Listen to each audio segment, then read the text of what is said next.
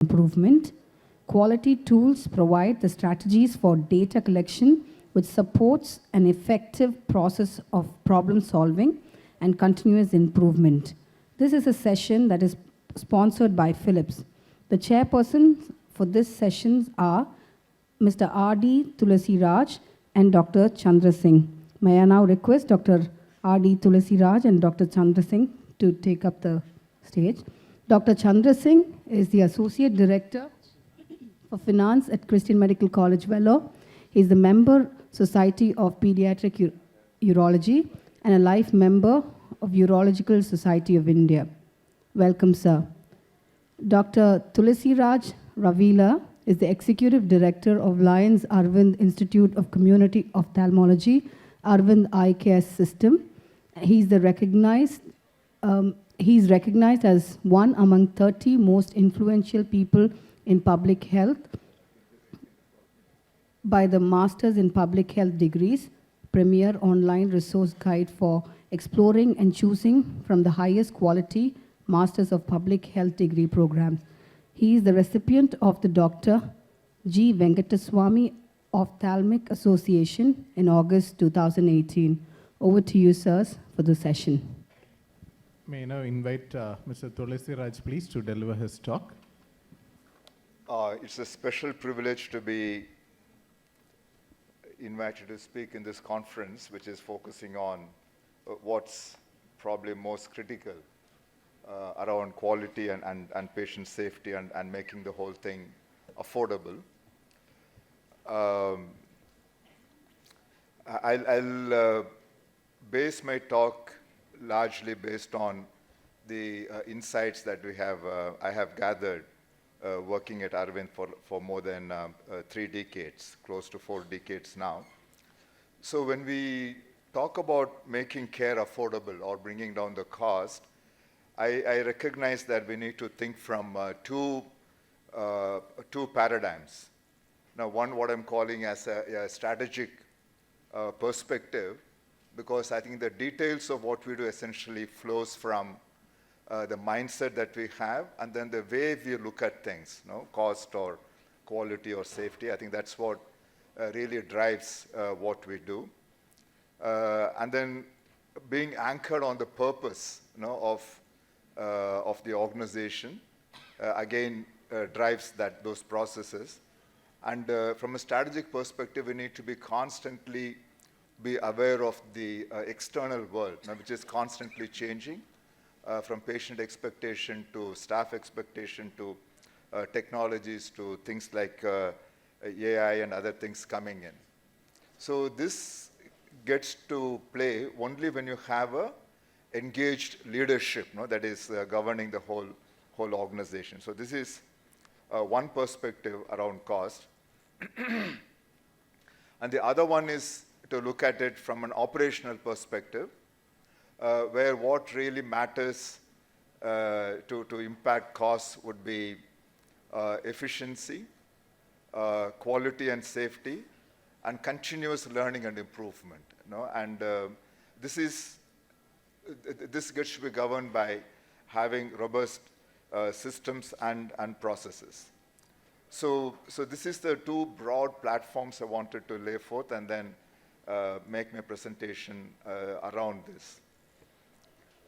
So when you talk about cost, quality, and safe care, at one level it is all about design, that is doing the right thing, and then excellence in execution, which is all about doing it right. So let me start off with one of the examples. When you talk about cost, there's also something called as patient acquisition cost, which in our case is not about advertising or media or giving commissions, but it's largely about us going out to find patients in the community. I mean, there are people who are not accessing us but can benefit by what we have to offer. So we felt we shouldn't neglect them. And we do this outreach, which I think not unique to us. Many eye care providers do that, including CMC VELLORE. So in this instance, hypothetical, but close to reality. If the event cost a total of 20,000 rupees, and then you ended up only operating on 20 out of 100 patients who would have been operated, the cost of acquiring each surgical patient comes to about 1,000 rupees. I just want you to hold on to this number for a minute in your head. So this whole thing started when Aravind came into existence. We used to do a lot of ICAMs, and we found very few of those advisors actually coming and getting operated. And then, in fact, the insight came to us from a person like him, not this exact person, who was a beggar on the street with a very mature cataract, totally blind. Those days, we didn't transport the patient nor feed them, and they had to be in the hospital for a week. So this person said, if I don't beg for a week, I can't feed myself. And then you say that you won't be able to feed me, so I would rather undergo what I'm undergoing now rather than starve for a week, which I know is not possible. And that's what led to us to do a formal study, which was possibly one of the first studies published, wherein we looked at a number of patients who were advised surgery. We picked up 100. We could contact 82 of them. And then to see what is the surgical state. Did they get operated? And if not, why not? Try to get understanding of that. And what the study showed was only 14.6% or 15% had surgery. It is not that the others had better vision or anything like that. They all were literally blind. I mean, all were blind by Indian definition. And most of them wanted surgery. So this was a paradox. These are people who came to you, were told what the condition was, and we said it's all free. And yet they did not come, and yet they wanted the surgery. And then we got into the causes, which was around a few broad areas of socio-economic, in the sense no one to accompany, the cost of travel and food and all those kind of things, and something around social as well, no one to accompany. So these came out as the major causes, and then the design of what we did changed as an outcome of that. We felt that in addition to offering free screening and free surgery, we should probably also offer free transportation and food. And then bringing them as a group also does have the need for a family member to escort.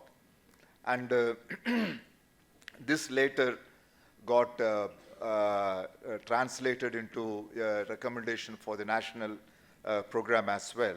And this dramatically changed the uptake, which today we have in our camps about 80 to 90% uptake of those advised surgery. And then so in this case, you can see if 80 of the 100 got operated, the patient access costs come down to 250. So basically, what this really means is that if you kind of design your services to close the loop, you achieve two things. One is a patient gets better, and then the cost also comes down. Because we as a hospital don't own all of the treatment process.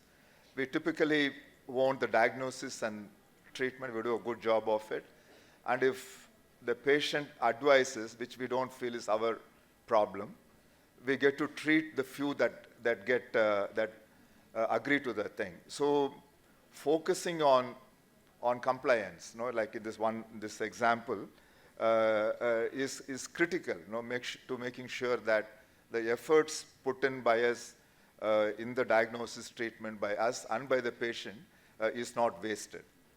So this can also bring down the cost quite dramatically. The other one, understanding costs. There are fixed costs, there are variable costs. Fixed costs are driven by how much we put into the investment, the other things like salaries, and then how well it is used. The variable costs are driven by protocol systems, and then the element of waste in the system. And because in healthcare, bulk of the cost tends to be fixed, our focus also has got to be on the fixed cost element of the equation.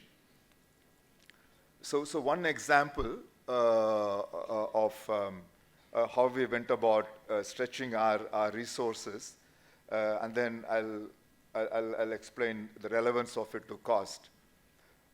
In most of our settings, the doctors tend to be, or the doctor's time tends to be the bottleneck, so one has to manage that well. And then this is one example of how we go about doing it in the surgical setting. Now, wherein, which this probably is the wrong example to show in a crowd of NABH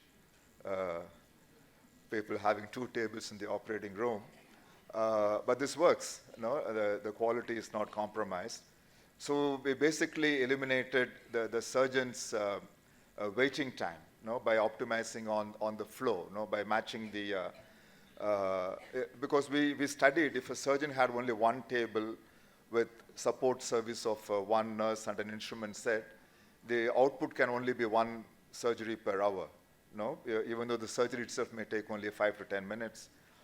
So when we substituted, added another table, scrub nurse, and more instrument sets, the same surgeon with same quality could produce 6 to 8 surgeries. And we can immediately recognize the cost implication. And this requires systematic task shifting.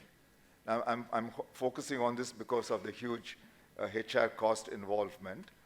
And we chose to do this by recruiting rural girls who are past high school, fresh out of school, and putting them through 2 years training, and train them to perform most of the routine clinical tasks.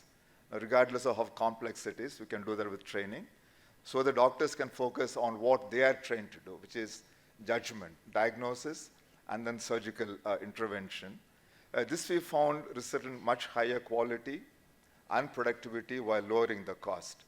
And as a byproduct, the lives of these young women also became vastly improved. So we basically found out the formula for creating synergy between training, between caregiving, and that drove down the cost. So this has been the formula, and today it's a very scaled up program. And we have been able to contain the cost at a much lower level. Now, over the years, we're able to keep the cost, the HR costs, at 25% or less in relation to our revenues, and under 40% in relation to cost.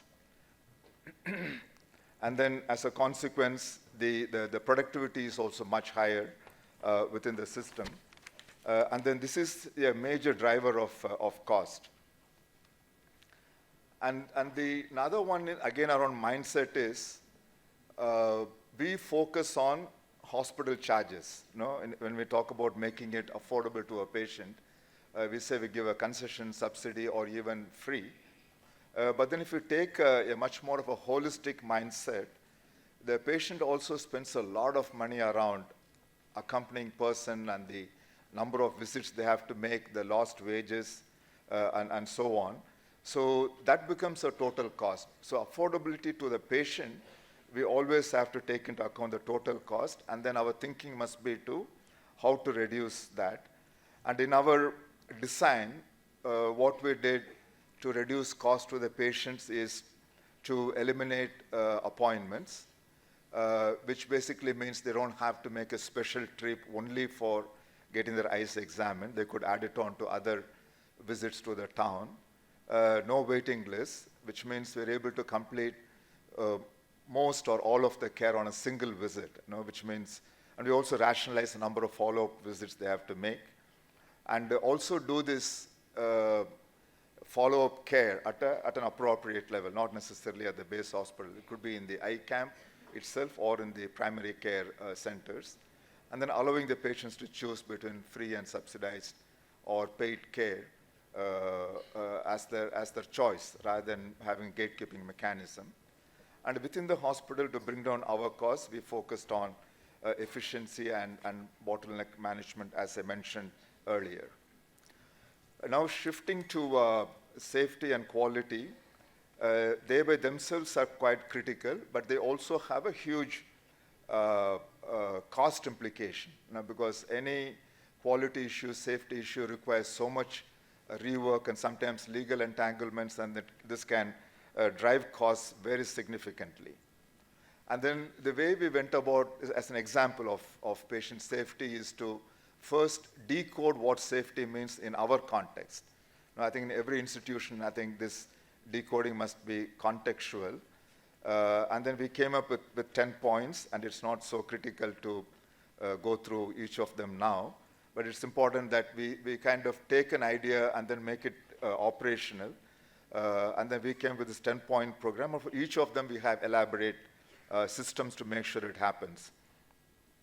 And then another important thing is start monitoring. So we started monitoring, and this is a table which shows what we call as never incidents. This should never happen.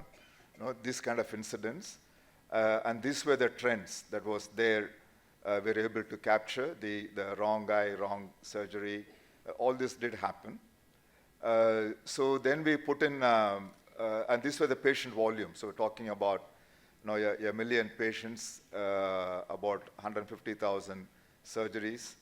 We put in an incident reporting system to capture also near misses, not only errors, but also near misses. And that really helped, because errors tend to be the tip of the iceberg, but you really want to know what is underlying. So we wanted to look at near misses, which means you have to build a culture of feeling comfortable to report something which could have caused an error. And then that paid off. All the systems in place, the reporting system, monitoring systems, really paid off. And then we today have a reasonably good never events report. No wrong guy, no wrong procedure. A couple of places where a wrong IOL design was done. But this in the context of 100,000 surgeries being done. Yeah? So impact of this, these things has really helped us to go from a small 11-bed clinic to a much larger network, where we see on an average day about 13,000 patients. 1,500 surgeries, lots of outreach, and lots of academic work as well. Volumes continues to grow even at this base. Currently, we see about 4 million outpatient visits, close to 500,000 surgeries. And then we aspiration to eliminate needless blindness continues. And I strongly believe, our whatever success we had is definitely due to the way we work, but the underlying mindset was possibly the most driving force of owning the problem, which could be shifted to the patient. Patient does not come for eye care. They have a problem. We could leave it to the community or the patient, but we chose that we need to do something about it. You advise a patient, they don't follow up. It need not be our problem, but we decided to own it as our problem, because we found there is a quality issue in that. When knowingly you know that this patient can be helped, can we do something better to improve the compliance? So I think it is that way of thinking is what has helped us. So I want to reiterate that we need to be much more conscious about or develop the mindset of that we are responsible for what we don't do as well, because today quality is all about what we do. I think we also need to change our mindset to think about be responsible for what we don't do as well. Thank you.